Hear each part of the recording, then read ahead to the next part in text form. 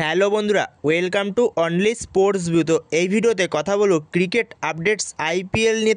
তো আইপিএল রিটেনশনের আজকে final date. তো আইপিএল 2026-এর জন্য কারা কারা রিটেন হচ্ছে কোন টিম থেকে, তো সেটা আমরা আজকেই জেনে যাব। তো সেই রিটেনশনের আগে বেশ কিছু বড় বড় ট্রেড আপডেট বেরিয়ে এসছে আমাদের সঙ্গে, তো সেগুলো নিয়ে আলোচনা করব। অফিসিয়াল আপডেট চলে এসছে, তো ভিডিওটি সবাই শেষ পর্যন্ত দেখতে থাকো। আর চ্যানেলে নতুন হয়ে থাকলে চ্যানেলটি সাবস্ক্রাইব করে পাশে থাকা বেল আইকনটি অন করে পাশে থেকো।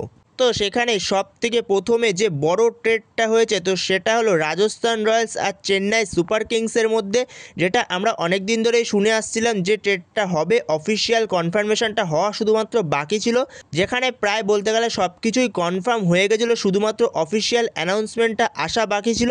যেখানে রাজস্থান রয়্যালস থেকে সঞ্জু স্যামসন ট্রেড হয়ে সে সিএসকেতে আসবে, আর সিএসকে থেকে রবীন্দ্র জাদেজা সে যাবে রাজস্থান রয়্যালসের ট্রেড হয়ে। তো সেই জায়গাতেই পুরোপুরি অফিসিয়াল কনফার্মেশন চলে এসছে। তো রাজস্থান রয়্যালস থেকে চেন্নাই সুপার কিংসে সঞ্জু স্যামসন গেল 18 কোটিতে, আর চেন্নাই সুপার কিংস থেকে রবীন্দ্র জাদেজা সে রাজস্থান রয়্যালসে আসলো 14 কোটিতে। তো এই ট্রেডটা অফিসিয়ালি সাকসেসফুল হয়ে গেছে, অফিসিয়াল কনফার্মেশনও চলে এসছে। এর পাশাপাশি চেন্নাই সুপার কিংস থেকে রাজস্থান রয়্যালসে আরও একজন গেল, তার নাম হচ্ছে স্যাম কারান। তো স্যাম কারানও ট্রেড হয়ে চলে গেল চেন্নাই সুপার কিংস থেকে রাজস্থান রয়্যালসে 2,40,00,000 টাকায়। তো এই হলো রাজস্থান রয়্যালস আর সিএসকের মধ্যে সমস্ত রকম ট্রেড। তো পুরোপুরি কমপ্লিট হয়ে গেছে রাজস্থান রয়্যালস এবং সিএসকে দুটো ট্রেডই।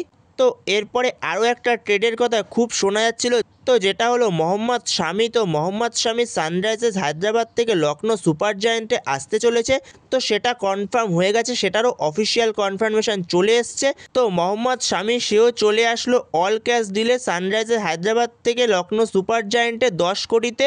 তো এই ট্রেডটাও সাকসেসফুল হয়ে গেছে।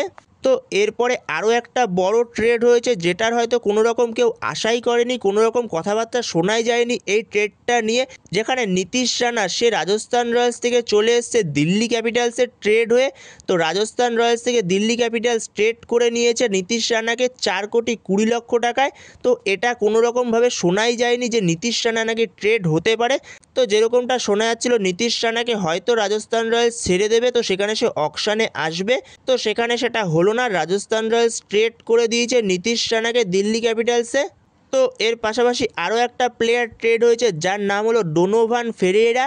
তো এই ডোনোভান ফেরেইরাকে রাজস্থান রয়্যালস দিল্লি ক্যাপিটালস থেকে 1 কোটি টাকায় ট্রেড করে নিয়েছে।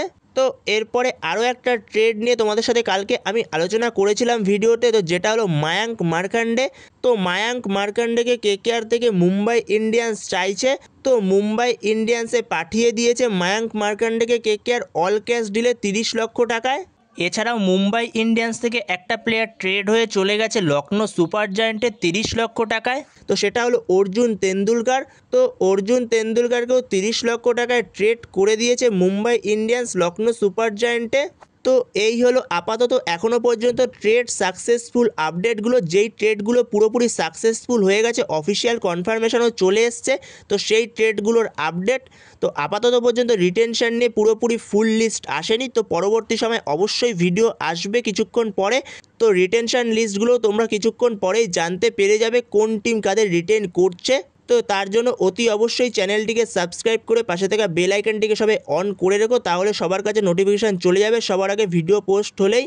তো বন্ধুরা, এই ভিডিওতে এই পর্যন্তই। তো এই ভিডিওতে এই আপডেটগুলো নিয়ে আলোচনা করার ছিল। তো ভিডিওটি ভালো লাগলে অবশ্যই লাইক শেয়ার সাবস্ক্রাইব করতে ভুলো না। তো নেক্সট ভিডিওতে দেখা হচ্ছে, ততক্ষণের জন্য বাই বাই।